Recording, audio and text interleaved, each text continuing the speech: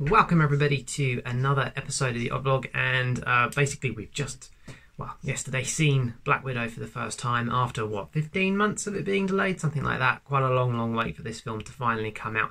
And I put a lot of kind of hopes and fears into this movie and sort of wondering how they were going to handle it with what happened to Natasha in Endgame. Had a kind of worry that maybe it was just going to feel quite irrelevant because it doesn't really sort of follow the timeline anymore, the sacred timeline. So anyway, let's go into my kind of initial thoughts and feelings and reactions to the film. So spoiler alert, if you haven't seen the movie yet, stop right now. But if you have seen the film, there are spoilers ahead, so we'll go through those.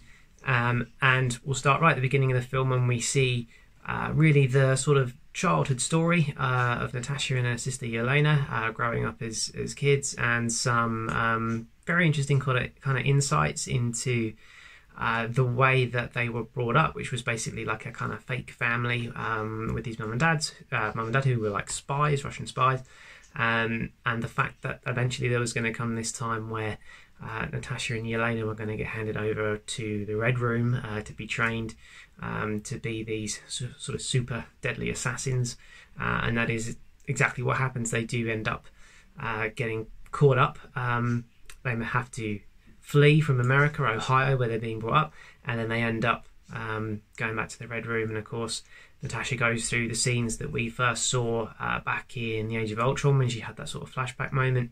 And Yelena actually went through a slightly different training program, which sort of comes out as to why they've done it differently. So with Natasha, it was like a reprogramming kind of mental thing, whereas with the Yelena, I can't even say it, Yelena, it was more of a chemically controlled, mind control process with her. So they were done differently, but the end result really is that they're both these highly trained assassins that obviously go off, and Black Widow does what she does, etc, etc, etc. So it sort of shows you the bit of backstory as to how they got where they did.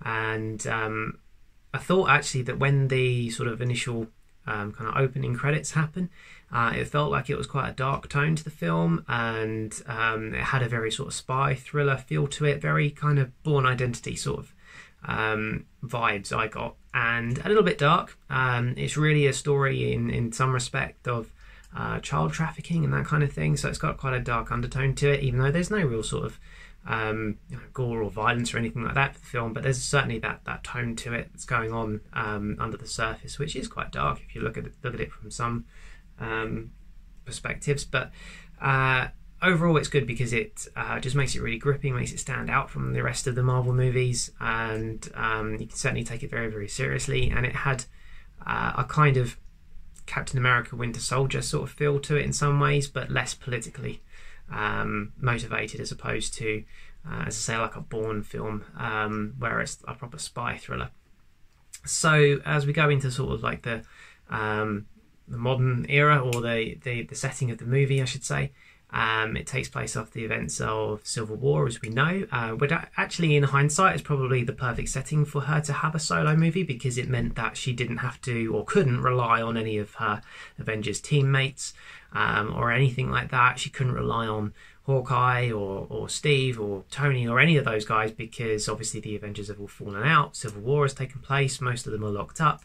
Tony's gone off with, I suppose, a sort of separated version of the Avengers. Hulk's disappeared, Thor's gone. It's all kind of broken up. So it leaves Natasha on her own and on the run, having breached or broken the Sokovia Accords, which is great because it means that she's then not able to rely on any of her fellow Avengers, which in some other movies you sort of wonder, well, why doesn't Steve go and get Tony's help, and why doesn't Tony get Steve's help? When they have these solo films, it's like, well, why do they do it on their own when they're part of a team? But because of when Black Widow takes place, it actually makes sense as to why she's going out and doing it on her own. She has to. She doesn't have a choice. But actually it works really well, because it means then she's got time to shine, it's time to actually show what she can do on her own, albeit she then obviously gets help from her sort of first family, if you like, with Yelena and Alexei, etc, etc. So it's like a really clever way, I think, of actually setting the film. I felt like it was, I suppose it could have come out a lot sooner. They could have done it in sort of 2016, 2017, so that it was set right up, or came out right after Civil War. Would have been a perfectly good time for it to have come out. And similarly, I think a lot of fans, myself included, have always wanted a Black Widow film from the moment that the first Avengers movie came out, so that was 2012. So it could have came out during that phase, but it obviously would have been a different story, and probably I think at that point it would have been a good time to kind of told the Budapest story, to have kind of gone to a slight flashback at that stage with her and Hawkeye and that story, which you do get to learn about in this movie.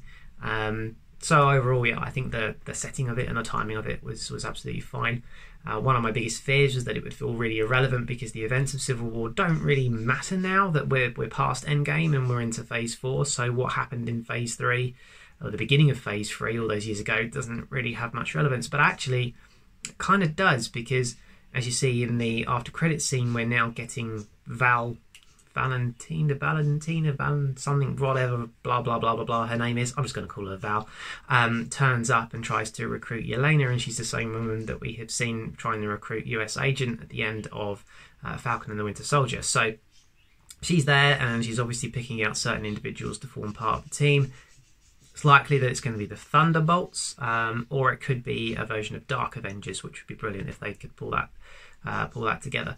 So we'll wait and see whether or not that actually turns into something. But it does look as though that's the kind of overall arc that they're going with. And obviously, initially they were going to be kicking it off with Black Widow and Val turning up and sort of starting off the process of recruiting people. Whereas the way, obviously, the pandemic forced the series to come out before the film meant that when you see her recruiting US Agent, that's the first time you come across Val. Anyway, I digress. So basically we go forward, she's on the run, and she gets sent a package from her sister Yelena, who has managed to get hold of a serum which actually reverses the effects of this chemical mind control that the Red Room Black Widows are all being controlled by. And she manages to steal it. She manages to send it to Natasha. God knows how, in the middle of nowhere, and where she knew where she was. God, well, yeah, who knows? But anyway, she gets it. And that eventually leads to Taskmaster coming after her, and obviously ends in a fight, and Natasha running away to then go and find her sister with this serum stuff in her possession.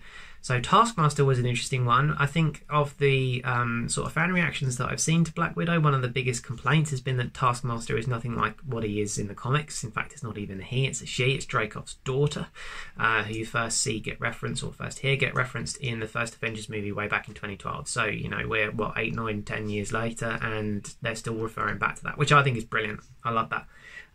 But yeah, the portrayal of Taskmaster definitely isn't the way that it's done in the comic books. That doesn't bother me in the slightest. Loads of people keep complaining about it, but at the end of the day, it's not a film about Taskmaster. It's not a Taskmaster movie, so I couldn't care less whether or not he's a comic book character, accurate character portrayal, or if they do it completely differently as they have done. It's not a story about that person. It's a story about Natasha and her background, and it coming back to haunt her, and her trying to sort of catch up with her past and move forward and fill in that time gap for her between what happens prior to Infinity War and after the events of Civil War. So it's not really something that bothers me in the slightest.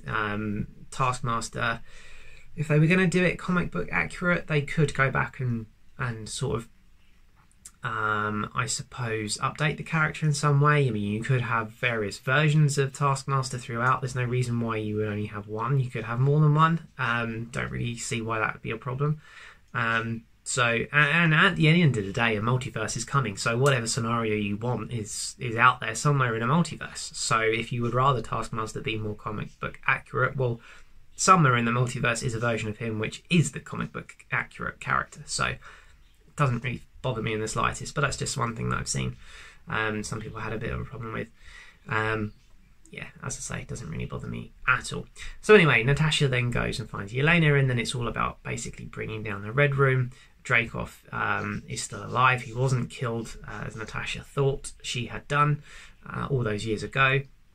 And basically the story behind Dreykov and Dreykov's daughter is that Natasha had used Dreykov's daughter to track down Dreykov and effectively blow him up, which is what Loki is referring to, and that is the reason why he says that her ledger is gushing with red. That's what it's all about. That's what Loki is referring to in Avengers, and that's what Natasha is trying to wipe out, as she said for so long.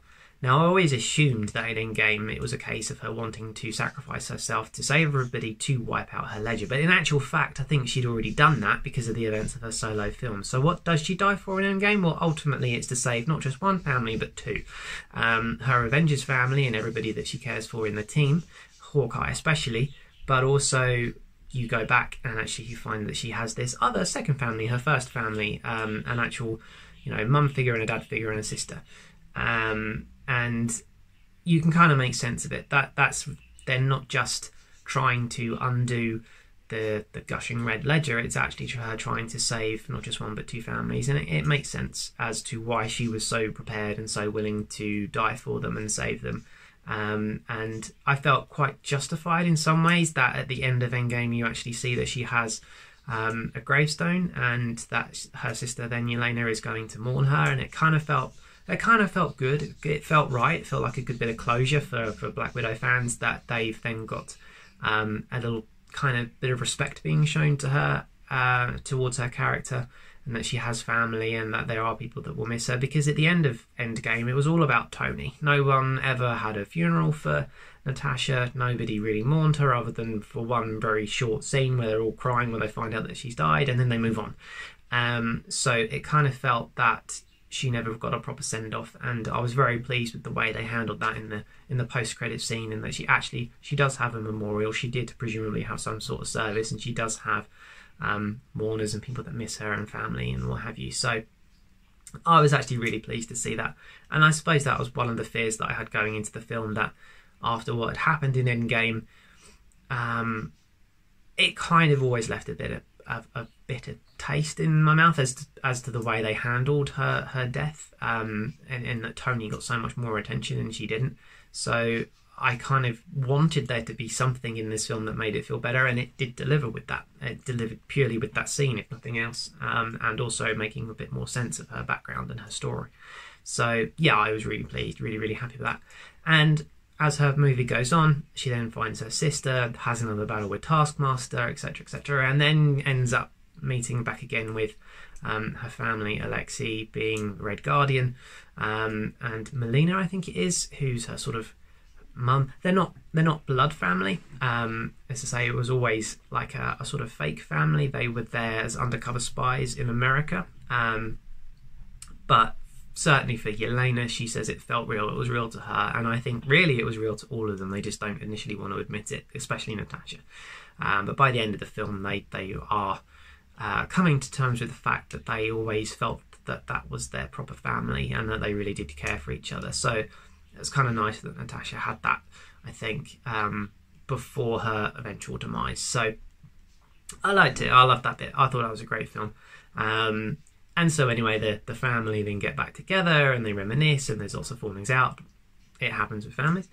And they basically reunite to then go and take down Dreykov finally, and get rid of the Red Room, free all of the other Black Widow agents that are there, including Taskmaster, who is unveiled to be Dreykov's daughter, under some very severe mind control, like a chip you see in the back of her head, and she's all terribly scarred and everything from having been partly blown up by Natasha way back when.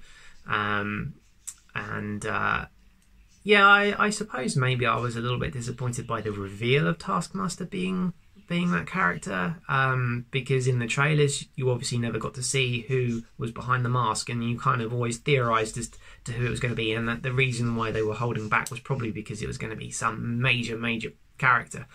But it wasn't. It was someone purely from that movie, and actually that's probably better, because who else would it have been if you were going to have a big shocking reveal of identity? Well, it was never going to be Hawkeye. People said that it could be because of the bow and arrow, or T'Challa or anything like that, purely because he's using those same skills, or she's using those same skills.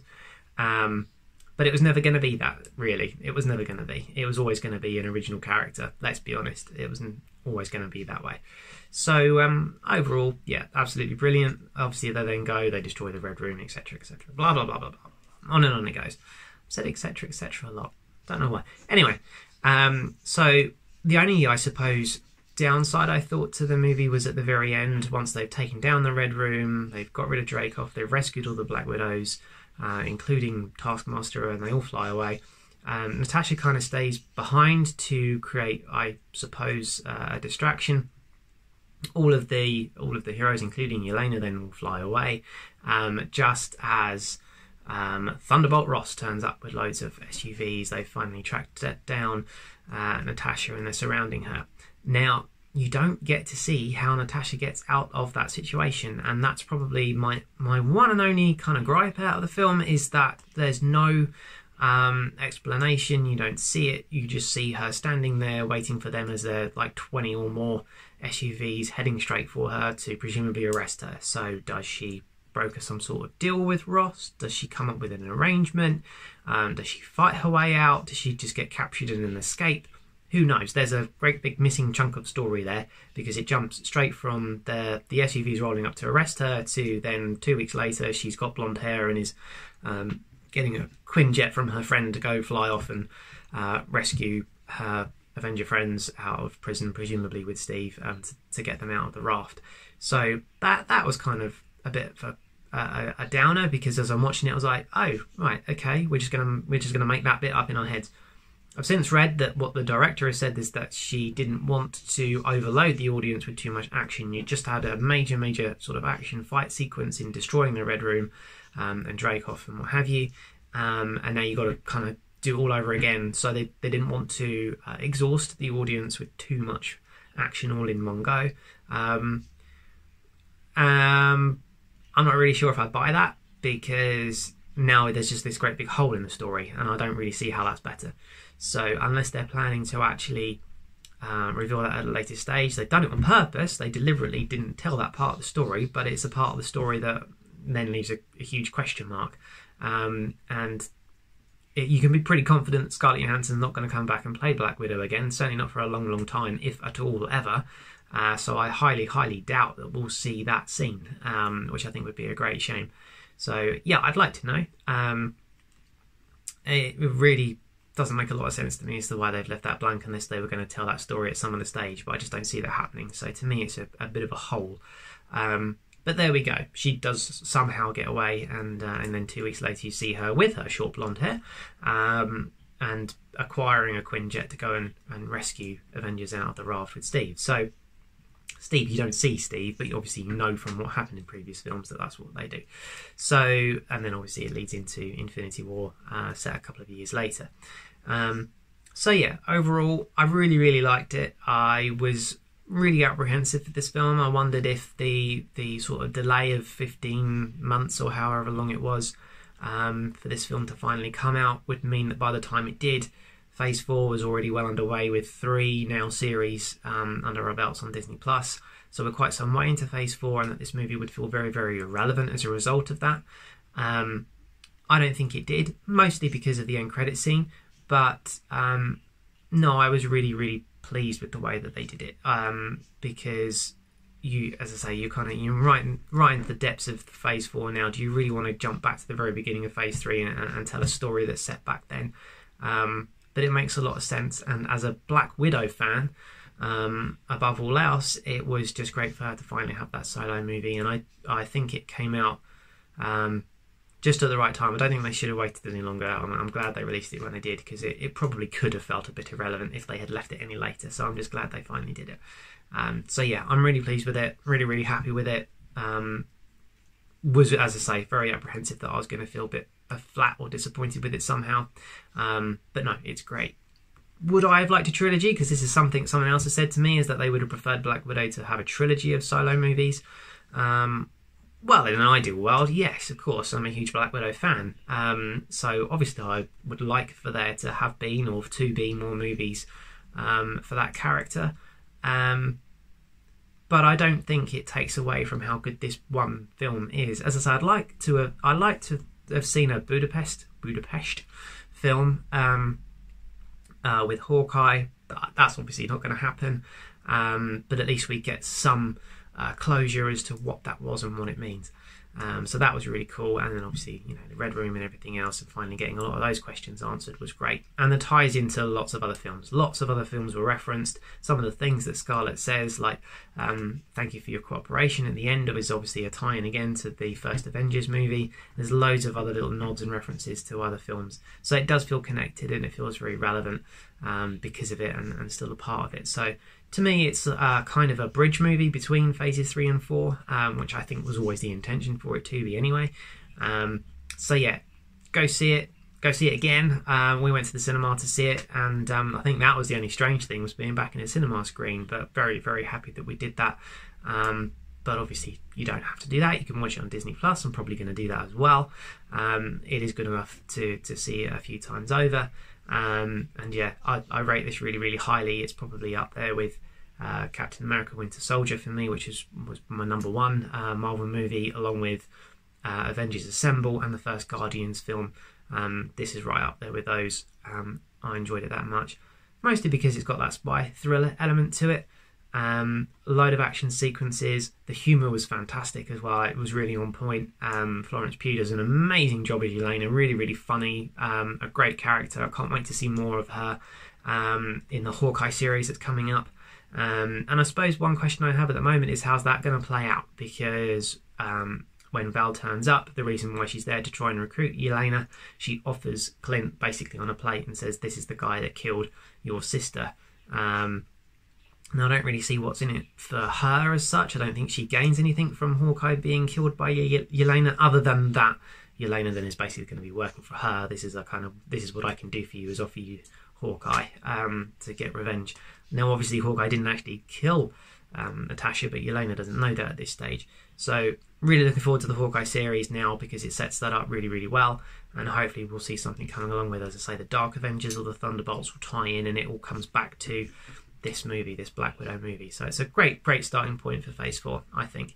And who knows, maybe we'll even see other Black Widows, because apparently there are quite a lot out there somewhere in the Marvel universe that they could play on. So with that said, that's kind of my initial reactions and thoughts and feelings, and I'm sure more stuff will come pouring out, and I may even do some more videos on particular details as and when I can think of them. So we'll see what happens. But yeah, with that said, we're all done, and I'll see you guys in the next episode. Thanks for watching.